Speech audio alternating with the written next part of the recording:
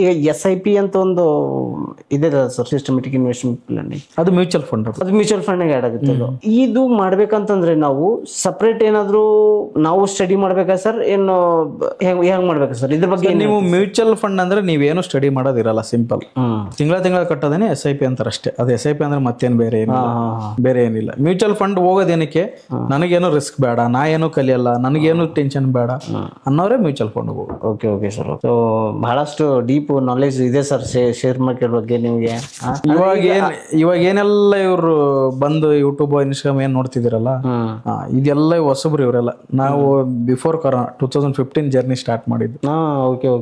ಇಲ್ಲಿ ಏನಂದ್ರ ಮಾತಾಡೋದು ಜಾಸ್ತಿ, ಎಲ್ಲರೂ ಕೆಲಸ ಕಡಿಮೆ ಅಷ್ಟೇ.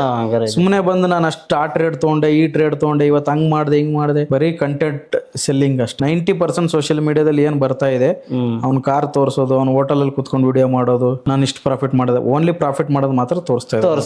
ಲಾಸ್ ಆಗತ್ತೆ ತೋರಿಸ್